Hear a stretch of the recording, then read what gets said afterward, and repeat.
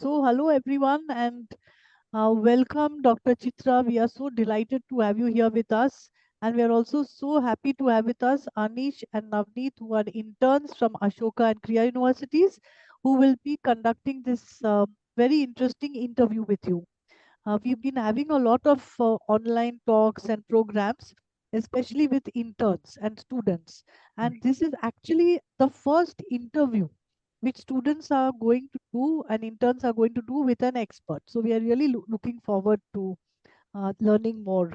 Thank you. So, little bit about you. I mean, you don't need to be introduced to anyone, but you are a very eminent scholar with number of degrees, MA, MPhil, and PhD. I know that, and more important, your publications are phenomenal.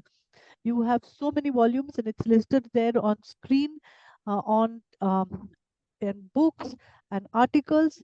And in addition to that, your talks and the workshops and programs that you organize and that you speak out has brought to all of us an awareness of this wonderful topic on different temples across, not only across Tamil Nadu, across South India, and even across India.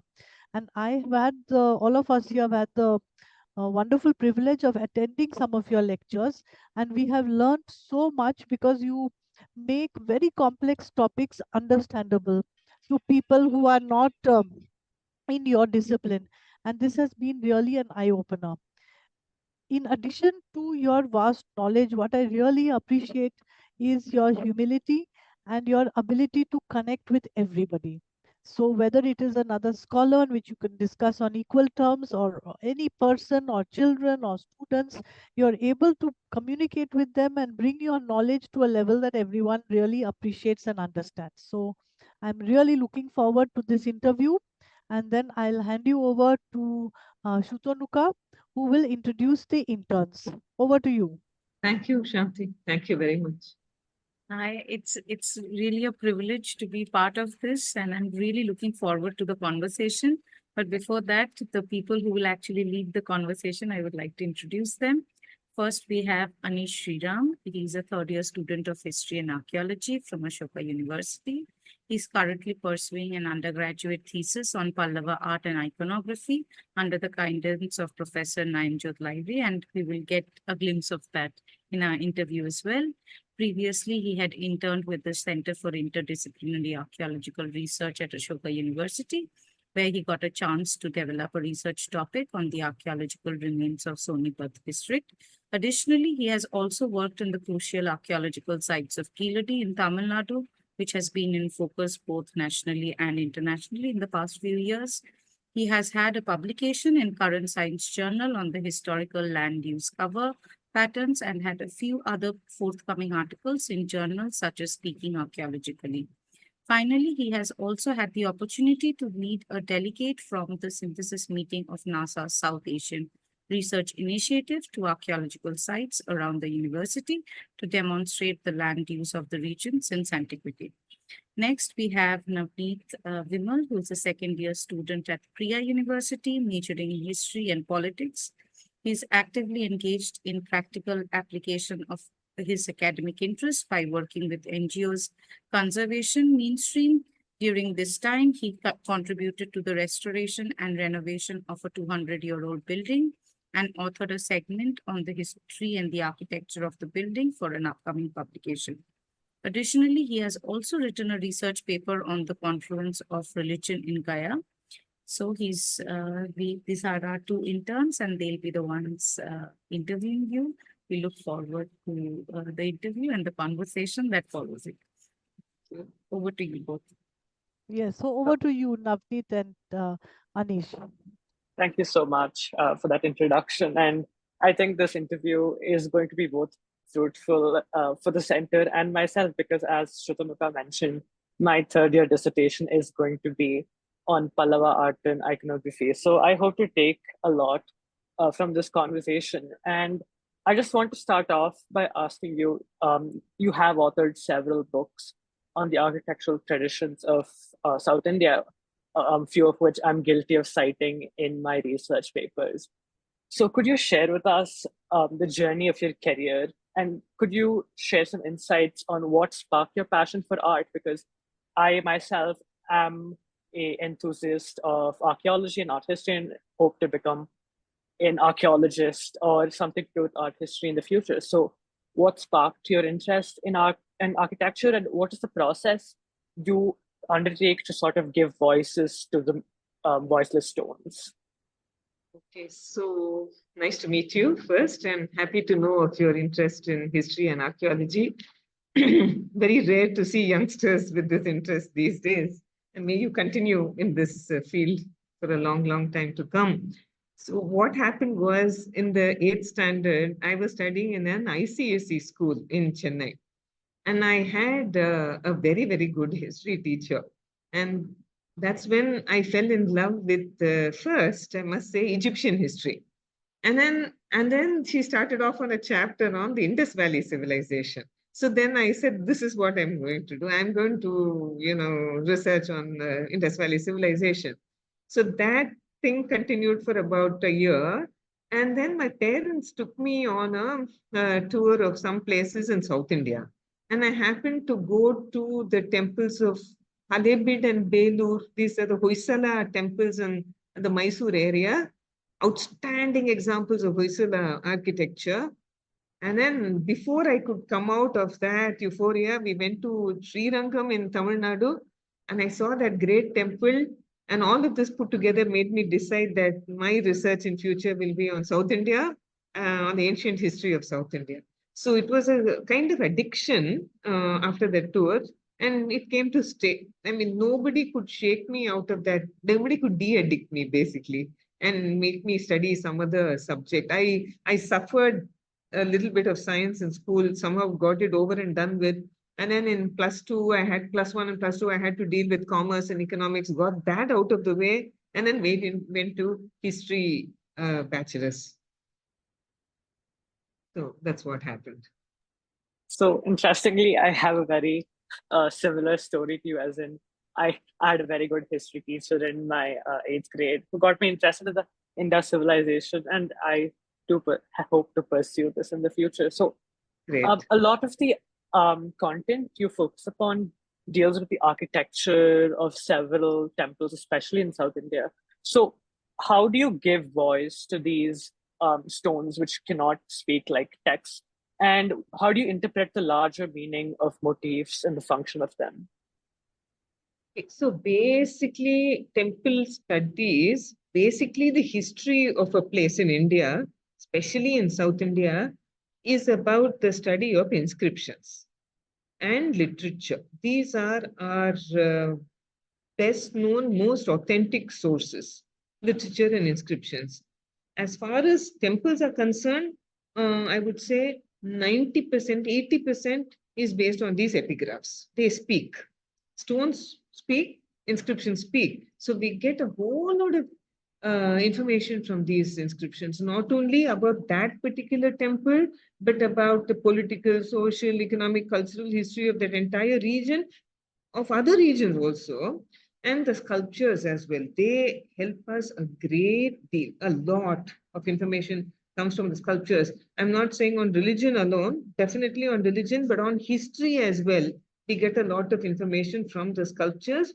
And the architecture, of course, is there for all of us to see. Architecture is there.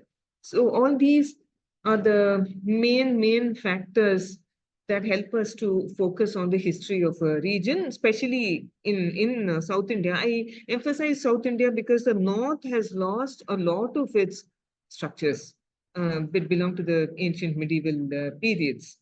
There are pockets like in Gujarat and in Orissa and in Madhya Pradesh. Definitely in those places also we'll make use of these sources.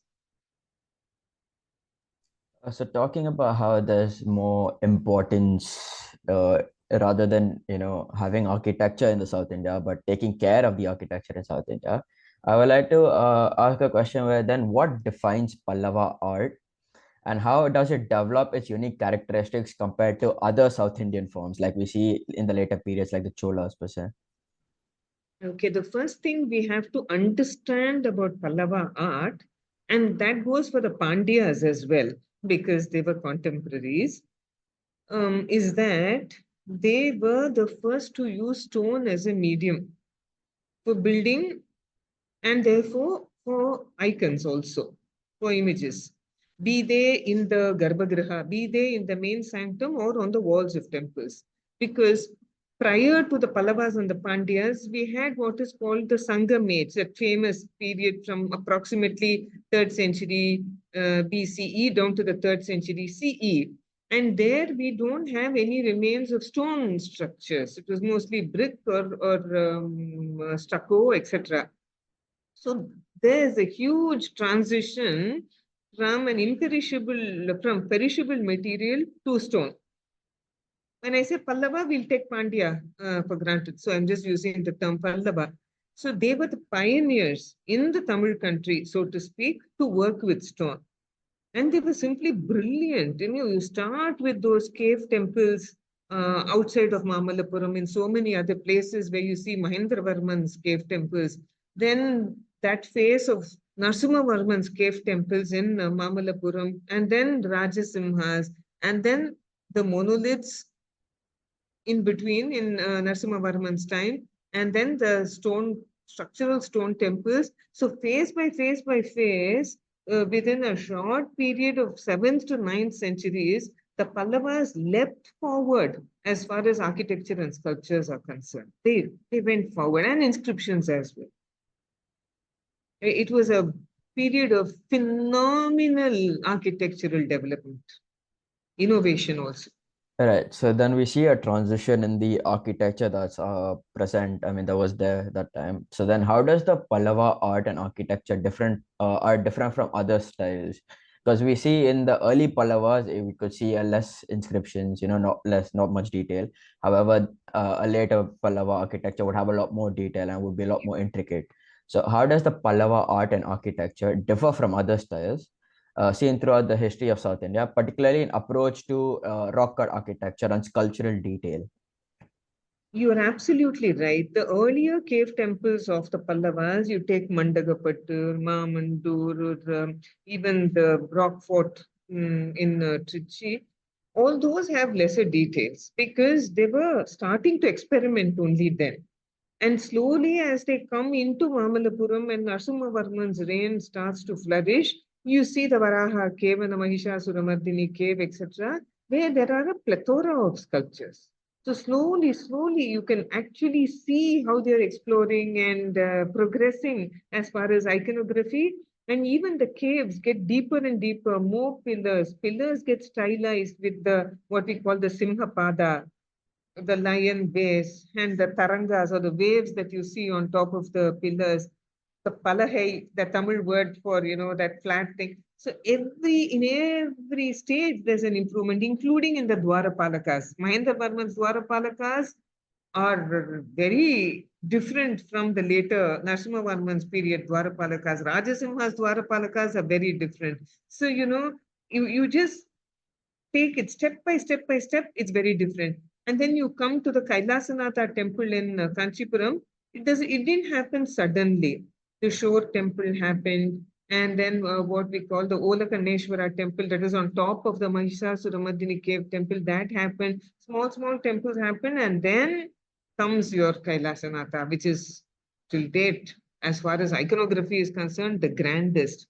Architecturally, the best I would say is the Vaikuntha Perumal temple that came after Kailasanatha because it's 3-level and inner prakarams, etc.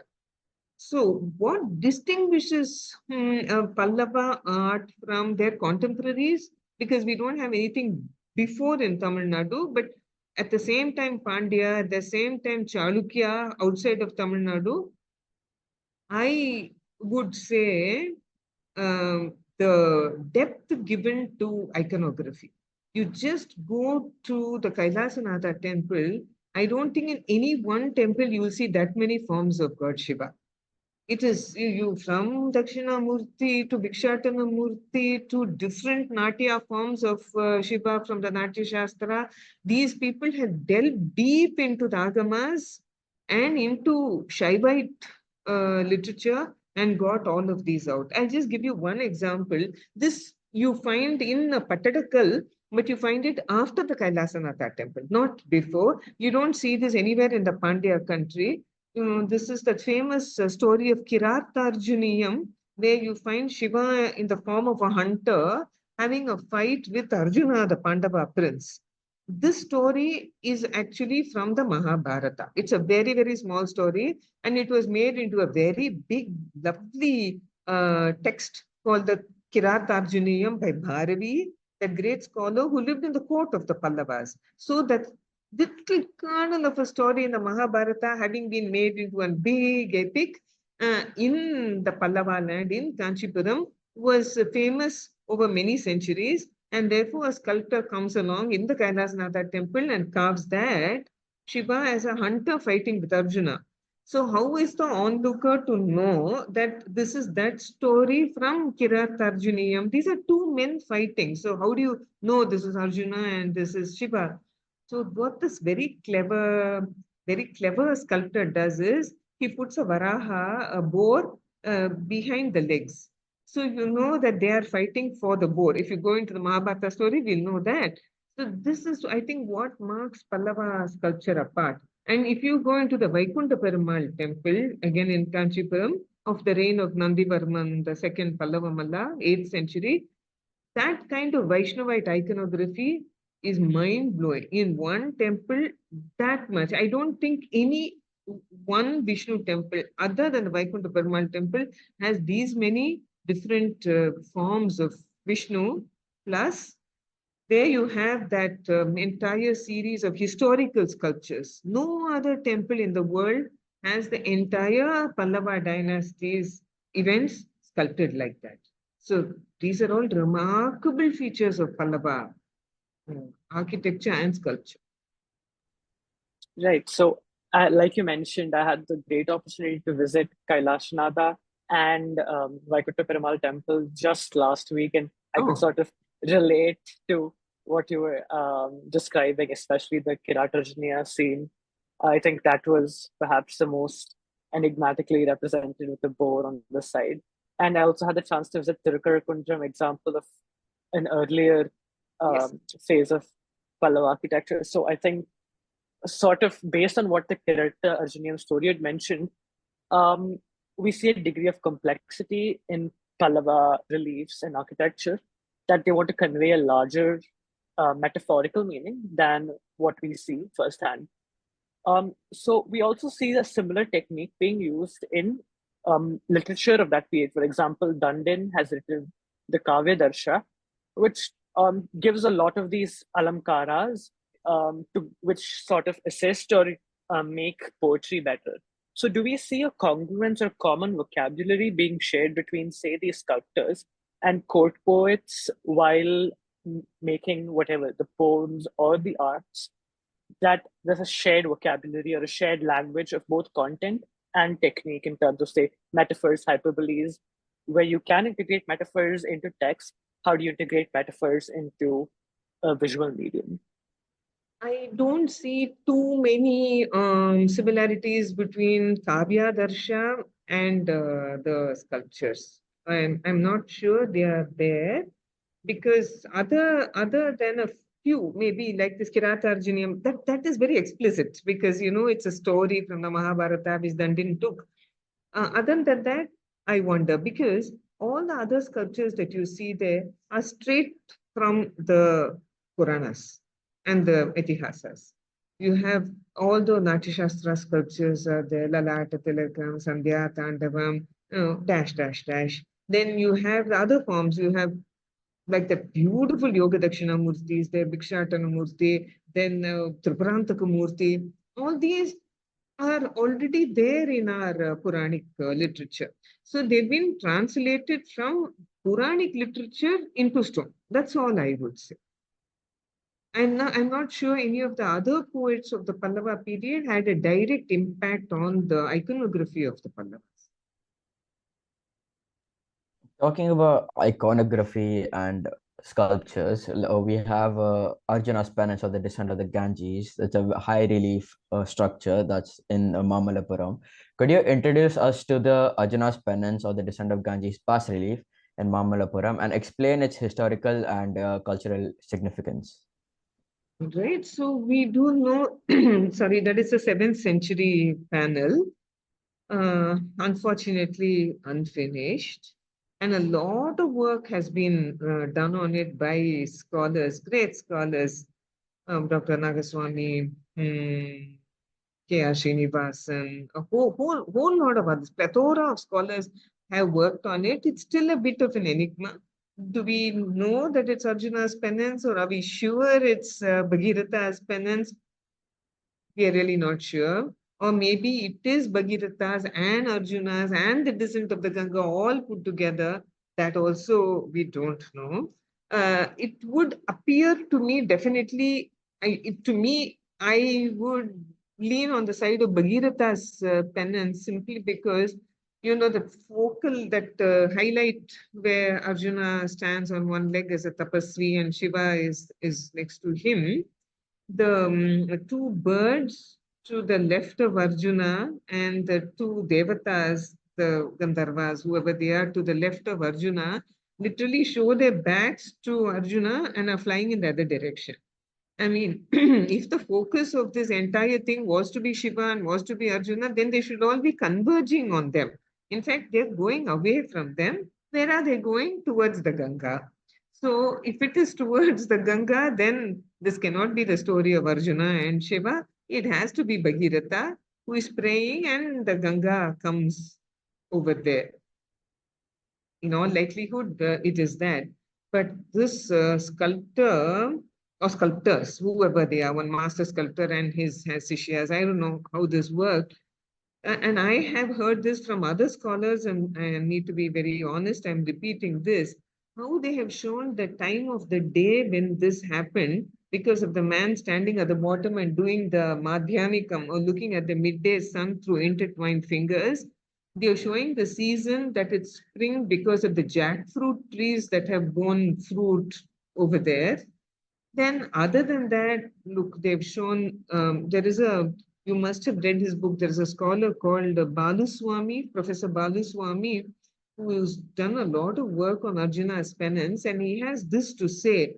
He says the monkeys there and the birds that are shown over there are all animals and birds that you actually see in the foothills of the Himalayas even today. These are not the monkeys that the Pallava sculptors saw in the Pallava land in North Tamil Nadu, nor are these birds over here. They are all creatures that they saw over there. So either the Pallava sculptors must have gone there, or somebody had got them some information about the birds and animals there, and they have sculpted them to perfection. That species is out here. It's very unlikely that all these sculptors went up to the north and came back.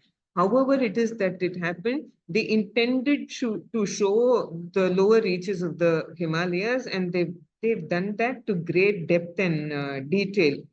And then that elephant group that is there, that's of course spectacular, with so many baby elephants playing between the legs of the female and male elephant. And then you have that cat that is standing there. Again, this is not my original research because so much has been done in the past by scholars. That cat is again supposed to be something of a metaphor, because the Hitopadesha and the Mahabharata talk about fake people standing on the banks of the Ganga. And this is what this cat is actually pretending to be. He's doing an Arjuna, standing on one leg and, putting his hands above his head and being a fake cat, attracting all kinds of rats or mice, whatever they are, to him, and going to swipe down and kill them at some point of time. So in the Hitopadesha and in the Mahabharata, they are actually referring to people who are fake on the banks of the Ganga. They mention the Ganga. So the sculptor who has read those texts has put this cat on the banks of the Ganga, pretending to be Arjuna when he's actually has other intentions. So these are, very, very small but very significant things in this entire panel. It's amazing that monitor lizard over there, the monks up there in the Himalayas, everything. It's a great panel. And I still feel we haven't done enough justice to it. I think more research is necessary, in depth. Talking about the unique symbols and each significance the symbol has, is there any religious significance in the themes of Pallava art in general? What makes it unique or compared to other types of architecture and art forms? Can you repeat that, please? I didn't get you. Is there any religious significance between the themes in Pallava art? Because we see a lot of iconographies and a lot of details in each icon that we're talking about, right? How the elephants have certain significance, how the monkeys have a certain significance. Is there any religious significance that is prevalent? In Arjuna's penance or in general, you're asking? In Arjuna's penance and in compared with Arjuna's penance to other types of architecture similar. Religious significance, it is basically that Arjuna praying to God Shiva to get the Pashupatastra before the Kurukshetra war. That is again there clearly in the Mahabharata. Or if it is Bhagirath, it is there in the Ramayana and in the Puranas also. That's Bhagirath was one of the ancestors of Rama of Ayodhya, and how he prayed to Shiva, to Ganga to come down on earth, and then later to Shiva to bear the Ganga on his head. It is completely based on religion. There is no doubt about it. But I am thinking the Pallava sculptors coming there in the 7th century, seeing a blank granite thing, how they imagine that to be the Himalayas, and then there's a niche over there, there's this thing cleft in the rock, and they must have seen water. Maybe it was a rainy morning or a rainy evening, and then they thought of that as the Ganga, and then they started weaving this entire story based on that rock and based on that cleft. That is supremely brilliant. But the theme is religious, 100%. And then your monkeys from the Himalayas and your birds from the Himalayas, they are incidental. They are there. That is again a stroke of brilliance, but basically it is of a religious nature, undoubtedly. Talking about the sculptors, now we know the sculptors have inspiration from other places in the country itself, right? What were the primary influences of other styles or forms of art and architecture on the Pallava style? Did the Badami art. sculptors take inspiration from other sources to create one large bas relief like the Descent of the Ganges? Their main source of inspiration, as far as the cave temples and many of the sculptures in the cave temples, would be from the Chalukyas of Badami, because those caves are prior, slightly before these. And we know that there was so much of cross-cultural influence between the Pallavas and the Chalukyas. There was much give and take. There were plenty of wars also. But economic contacts and social contacts, cultural contacts happened alongside these wars. So yes, they were majorly influenced by the art and the architecture of the Chalukyas, especially as far as the cave temples are concerned. The Chalukyas don't have monoliths, unlike in Mahabalipuram. The Pandyas have at least one. But literature has had a profound, impact on the Pallavas, as literature has had over all of India. Much of Indian art is religious in nature. So, yes, literature. The Puranas, the Itihasas, and the other poems as well. And Right. So, no, right. So I think this brings up an interesting question for me. So I think I've come across an argument, I think it was Kumaraswamy, who had mentioned that these elephants we see in the great relief at Mahabalipuram were either taken from a very similar looking relief in Anuradhapura, Sri Lanka, where a similar sort of style of elephants have been depicted. However, other scholars debate that this has been taken from Mahabalipuram. So is that a retroactive or a proactive influence of the elephants? I haven't seen this group of elephants in Anuradhapura. I may have missed seeing it, but were they pre-Pallava, the Anuradhapura sculptures? So the exact site is Isurva Munia in Anuradhapura. And I've come across arguments which argue for both a pre and a post influence on Pallava architecture. Because the linkage between Sri Lanka and the Pallavas has Very also been mentioned in the Mahavamsa and the Chola Vamsa also, which also mentions Narasimha Varman as Kadavettin Narasiha in all the literature. So is there a link between, it's a question I'm asking out of curiosity because I've read arguments for both sides. So there was this huge link political link between the Pallavas and Sri Lanka when a prince in the 7th century called Manavamma, the claimant to the throne, his brother usurped the throne. So he came to the court of Narasimhavarman, and Narasimhavarman sent him back with a navy, displaced the brother and put him on the throne. Second time, he had to come back, Manavamma. Second time he came for help to Narasimhavarman. This Pallava king himself accompanied the Sri Lankan prince and put him on the throne. And I think the brother was killed. And Manavamma is said to have been very grateful to Narasimhavarman. And in one of his trips to the Pallava capital, it is said, I think Dr. C. Meenakshi, the very famous scholar on Pallava history, has this to say that Manavamma accompanied Narasimhavarman Pallava on his expedition to Vatapi against Chalukya Pulakeshi II. So Manavamma and Narasimhavarman were very close. They were very good friends and allies, and they helped each other. So the fact that this idea of sculpting a group of elephants either came from Sri Lanka to Tamil Nadu entirely likely, only if we get the date of that sculpture in Anuradhapura right.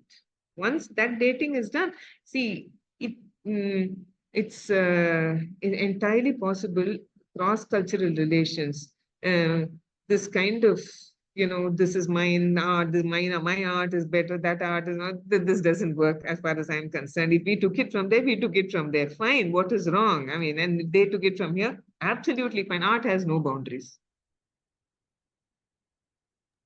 Actually, yes. Speaking of taking it or borrowings, I had another question. So when I visited Kailasanada, something occurred to me. So we know that Mahendravarman was previously a Shramana Jain, and he was sort of influenced by Appar to adopt Shaivism. So these kings commissioned the construction of a variety of temples, especially Kailasanada. What I could see is a comparison in terms of iconography with Sanchi. Some of the reliefs or some of the motifs that were used were very much comparable to what I observed in the Sanchi too. So did we see sort of a syncretism between the various elements of architecture used between Vaikuntha Perumal temple, the Kailasanada temple, and sites like Amaravati or Sanchi, which existed prior to these, in an entirely different religious context? Not entirely likely. As I said, Amaravati was also part of the Pallava Empire. You find Simhavarman's inscription over there. Sanchi also obviously, existed far before the Pallava structures. And these cross-cultural ties may have clearly happened from Buddhism to the Hindu sculptures, from Hindu to Buddhism. I'm all for that. Certainly. See a thing of beauty. You feel it's so beautiful. So why not copy it in your land? We all know that, on the south Torana of the Sanchi Stupa, there is an inscription that says that these sculptures were done by the ivory workers. And that is a Satavahana inscription. Where was the Satavahana Empire? Where is Sanchi? That itself explains, no, completely. Very likely. I think Indian art transcends religion, transcends geographical boundaries, transcends everything. We have to understand it like that. Right. And another curious thing I noticed in Mahabalipuram was sort of the incomplete nature of some of the reliefs or even structures there. If you go visit the Rathas, you'll see that, for example, the Dharmaraja Ratha or the Arjuna's Ratha has a huge boulder right next to it of uncarved rock, but then you can see some sort of tracings made out, even if you look at the Mahishasura Mardani cave, right? Opposite to that, you have sort of a block made with lines crisscrossing each other. Even in Arjuna's penance, we see that towards the bottom left portion of the relief. So have these been left deliberately incomplete, or what does this talk about their unfinished nature? Was this for the Pallavas signal to the audience to complete it for themselves in their heads, or what was the rationale behind this? No, I don't think that was the reason. If you read Michael Lockwood's book on the Pallavas, you will understand. If you look at the what we call the rathas, these monolithic structures, obviously they started at the top and started working down. And you see the Ganesha Ratha, which is very close to the Varaha cave, it is 100% complete. It got damaged much later. I mean, that is because of natural causes, but it was complete. So they started at the apex, and the apex is more or less 90% intact, and then they worked their way down. This must have been the case for the Panchapandavarathas. I'm using the local term, though I don't like it. So for the Panchapandavarathas also, what had happened, according to Michael Lockwood, and I subscribe to his theory entirely, is that as work was being done on these rathas, top to bottom, at some point of time, some invaders may have come in and lopped off the kalashas. And being a monolith, once the kalasha was damaged, work stopped. If you won't notice it in the other four rathas. You can clearly see it in the Bhima Ratha because it is this away, and there are lots of kalashas. And you can see that all the kalashas have been midway damaged. You can see the base of all the kalashas there. And these are not kalashas that have been placed. These are kalashas that have been carved like in one stone, in situ with the whole thing. So this is his theory. That is why work stopped. The other distinct kalashas that you see having, those are later. What you see at ground level, those are not the original Pallava ones. And how about the structures without the necessity of a kalasha, like the descent of the Ganges or any other portion of Mahabalipuram where you see these sort of plans made out to know that they were going to excavate the rock out? We see that in the different phases of the cave temples that were to be made. Like we see one in an incomplete stage, we see one in a partially completed stage, we see some with incomplete lines, we see some with only one pillar carved. So what is the reason for this inconsistency? So there's only one answer to this. Marg Publications brought out a CD on Mahabalipuram years back, done by Dr. Vidya Deheja. And the title that they had given it was so apt, A Riddle in the Sands. It's a riddle. We don't have the answers to the questions you've just asked. I asked these questions as a student. I'm still asking those questions. I'm still searching for answers. And all these scholars, great scholars who were there before me, must have asked those questions and finally said, we don't have the answers. We don't have the answer. I don't have an answer to these questions.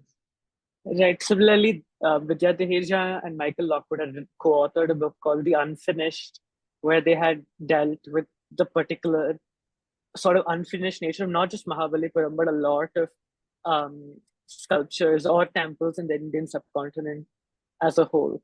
Another question I had about the Great Penance, or just about the animal depictions across Pallava art, what emphasis did they place upon the wilderness? As in, like you mentioned, we do see in the Great Relief that the jackfruit trees are there. We see all sorts of animals ranging from turtles to birds to the monitor lizard, but we also see forest dwellers sort of with their hair tied up and carrying what looks like a bow. So what is the significance placed on the wilderness and what important role did it play for Pallava architecture? So as far as the Great Penance is concerned, they were showing the forests of the Himalayas, which is why you have all these hunters and these creatures like monitor lizards and even lions and elephants, etc. That is clearly a excuse me, forest region, not an issue. In other temples as well, you have very many animals and birds also. But that is there in all of Indian art. It's not restricted only to the Pallavas. On the Chalukyan pillars, you have so many lovely birds. all kinds of things. Come to the temples of Tamil Nadu, even much later, you look at the ceilings, you find snakes, you find all of the kinds of reptiles, you find everything. This is just that the temple is a microcosm of the macrocosm. That's about it. And these people noticed nature. They were not blind to all of that. They were not just looking at religious texts and agamas and the Vastu Shastras and all that. They observed everything around them and they decided to put it, all creatures great and small, into their temples. So even if we look at the great penance, you see there's a sort of realism for the elephants. We see a sort of realism with the birds. But then when you look at the lion, something stands out, as in it's not your conventional lion, as in does that have a symbolic meaning in terms of the lions depicted? Because they hold very much similarity to the lions in the pillar bases, the lions in the Dharmaraja's throne, not very far from the relief. So what is it about these lions that sort of Very strike out? stylized. The lions are highly stylized. Maybe it comes from the lion being one of the royal emblems of the Pallavas, other than the Rishabha. The Simha was also their royal emblem. And almost every one of their names carried the Simha, Rajasimha, Narsimha Varman, Simha Vishnu, Simha Varman, etc.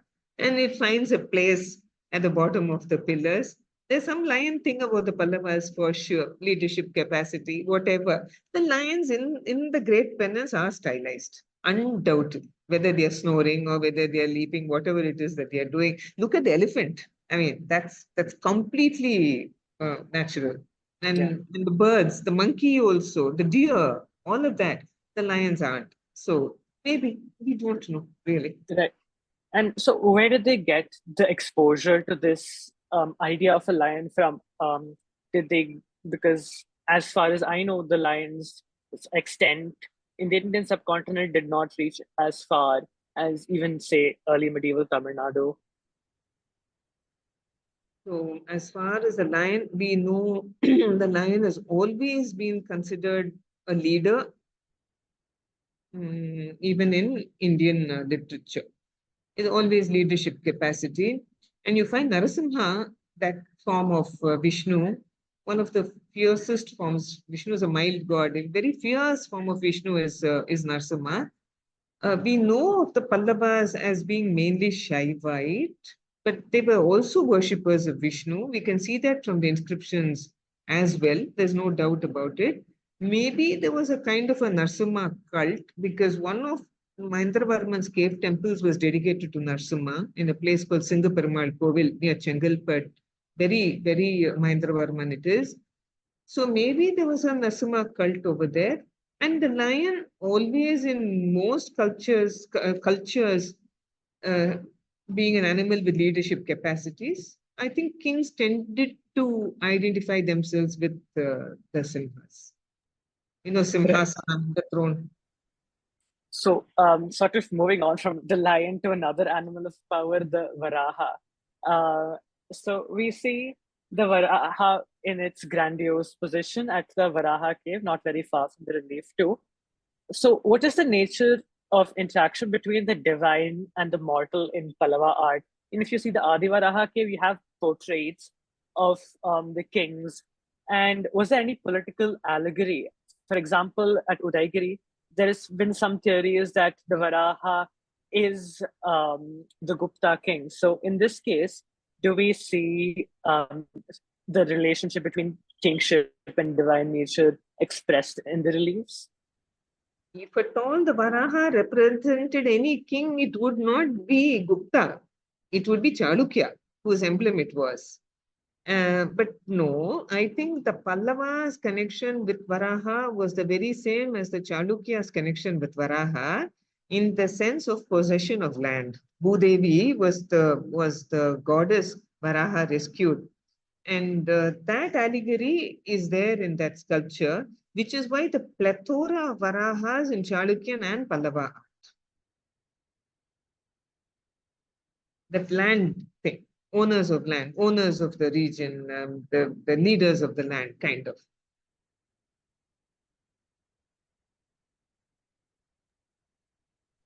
Navneet, would you like to add anything else in terms of questions? No, nothing specific. I think we've Okay. gotten everything we have wanted. Okay, wonderful. And Dr. Madhavan, do you have anything